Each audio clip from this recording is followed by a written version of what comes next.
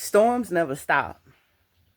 You got to find your center and you got to stay in your center. No matter if you are in the beginning of the storm, the eye or the storm, of the end of the storm. Let's talk about it. Storms are a part of life. As long as you draw breath, you are going to go through a storm. You're going to be at the end of it, you're going to be at the beginning of it, or you're going to be in the middle of it.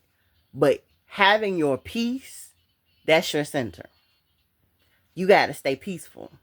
You got to stay faithful to your peace.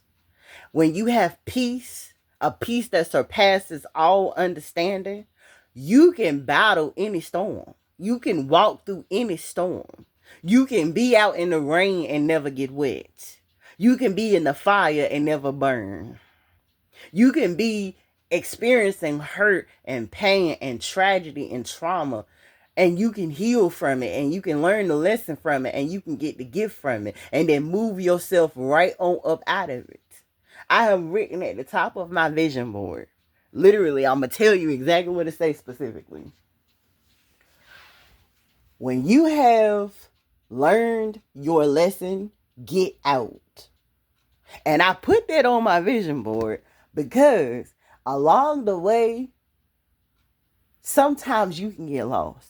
That's why I believe in having signs all around your house that's literally talking to you on a consistent basis. Because you may be going through something in life. You may be in the end, the beginning, the middle, or the end of your storm. All kinds of bridges and all kinds of walls could literally be falling around you like the walls of Jericho.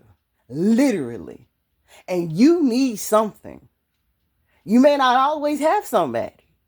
You can literally be married, you can have children, you can have family, you can have a boss, you can have a mentor, you can have a counselor, you can have a coach. You can have people that's all treating you like the people that was surrounding Job was around him. They just knew that Job had did something wrong. They had just knew that Job had to have made a wrong step. They just knew that Job was the problem. Not understanding that Job was in a storm. He was in the beginning of the storm when hell and high water started happening. He was in the middle of the storm when it got worse. He was at the end of the storm where even he had to turn to God himself and start questioning God. And like I told y'all in a previous video last week, honestly, God don't have no problem with you questioning him. He did let Job question him, and then he even made sure that he got Job back into the right heart space. Because at the end of it, he was like, God, like, why did you do this to me? You know, I'm a holy man of God.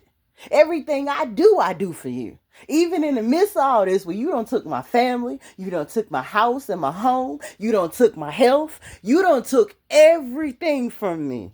Everything. And you don't took all my friends. They all turning their backs on me. They all running their mouth and telling me a bunch of stuff that I know ain't helping me. I know ain't healing me. I know ain't building me up. I know ain't filling up my cup. My cup is running around here on empty right now. Why did you do this to me? And even God had to say, you want to know why I did this to you? First of all, baby, I didn't do this to you. In a lot of ways, you did this to yourself. And most importantly, what you didn't do to yourself, you don't understand that the devil is my whip. The devil is my bow, powder, or whatever you want to call it. And I use him and I allow him to run rampant all over the earth to get people and keep people in alignment. That's if you even believe in the devil. Me personally, I don't. I'm a Christian spiritualist. We can talk about that another time. I don't. I was raised to. I went to church and I go to a church now that still believes in it. But the spiritualist part in me now sees and knows and comprehends what the devil is. So therefore, the little red thing, how we was taught, nah, I don't believe in it. Even through the word of God, I don't believe in it. Because God himself took that from me to give me a better understanding of what the devil really is, what Satan and Lucifer and whatever name you want to use really is. But he also showed me the reason why it was necessary to have him in the first place. Why it was necessary for him to become a fallen angel and for all of what has occurred connected to him, why that was needed, necessary, and required in the first place. And that's basically what he was saying to Job. He's like, hold up, do you know how the oceans was created? Do you know how the seas was created? Do you know how each one of these animals came to be? He was basically saying, I created the world and everything in it.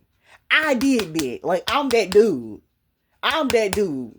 If you can see and you can connect with a God that's hood a little bit, he was basically saying, look, I'm that nigga right there. I'm that ninja right there. You know, I'm him.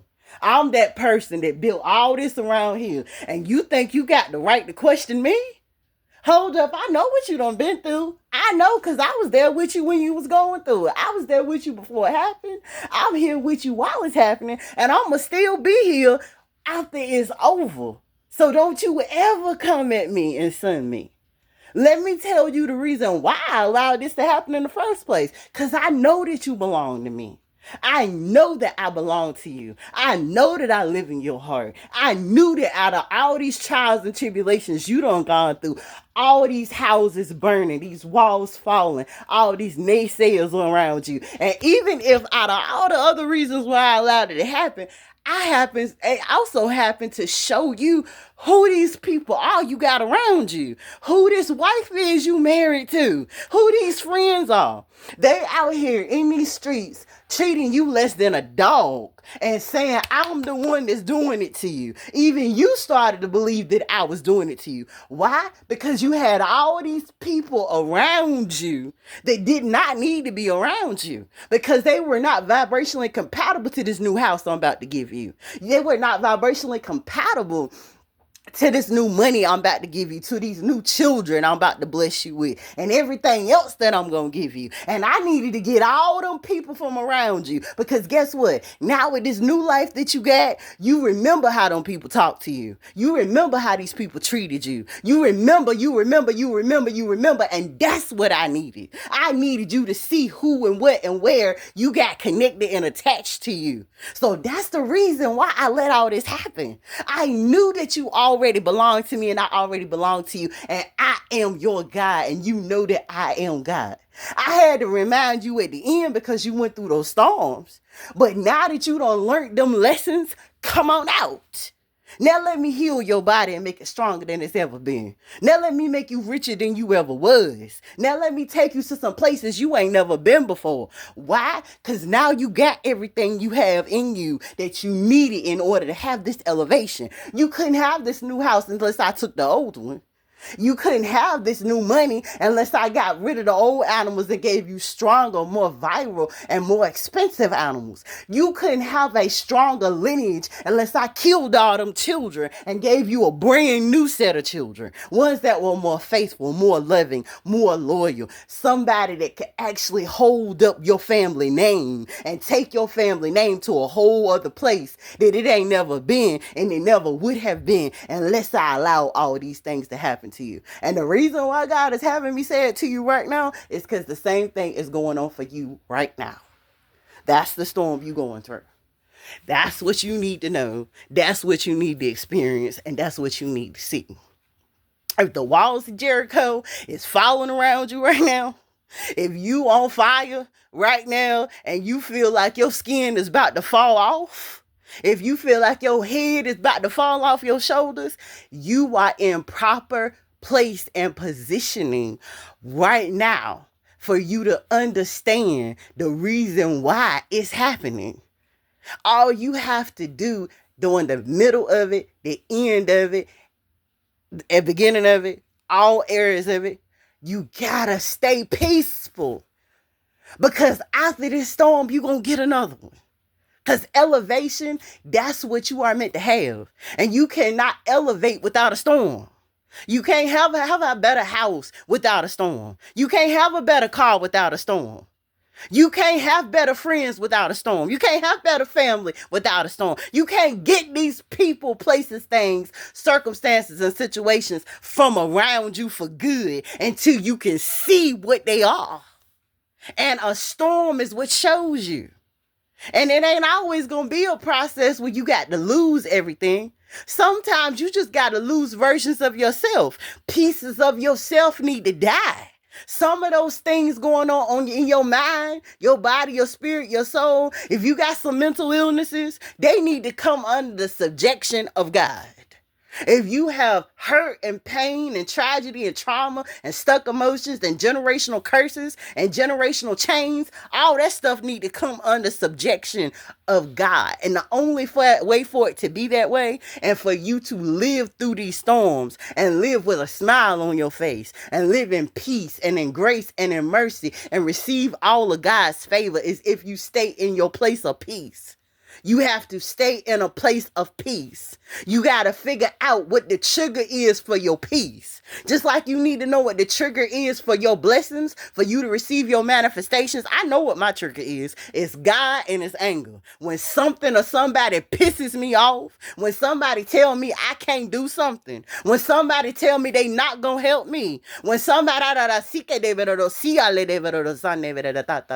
when those two things happen, I go into praise and worship, or somebody pisses me off. That is my trigger for manifesting. In order to make it through storms, is peace. It's turning off everything around me that cusses and fusses entirely too much, and especially the ones that use the God word. It's about staying in a higher vibration and a higher frequency. It's focusing only on what it is I desire and not needing it, not being desperate without it, but because I know it's on the way, because I know that whatever lessons I need to learn, I'm going to learn them. Whatever's in me that need to come out, it's coming out. Whatever gifts need to be activated in me, they going to activate. And I'm going to be able to keep, retain, sustain everything that's being given to me next. And the only thing that's coming is elevation and expansion. I'm going to get bigger in my mind, my body, my spirit, and my soul. I'm going to be stronger. I'm going to be wiser. And I'm going to be healed. And I need you to see and understand that too. That's all the same things that God wants for you. Your trigger don't have to be anger. You could have another trigger. Find it. You could be straight up in the power and the anointings of God. If you are a God man or a God woman, you already halfway there. Those are your two things. The trigger that triggers manifestation, it ain't going to be hard. Go look and see and understand and comprehend when you were in desperation before and you was trying to get something. Now remember what you went through, what you experienced, and how you felt just before you got the last blessing. And the one before that, and the one before that, and the one before that. Whatever that thing was, focus on that thing. Focus on that thing. Because that thing is what's going to get you to where you want to be. And when you continue focusing on that thing, it's going to keep getting you to where you want to be. I love y'all, whether this help you today, tomorrow, 165 years from now. Only that this gets you and keep you in alignment for your greatest and highest good. I love you. Peace.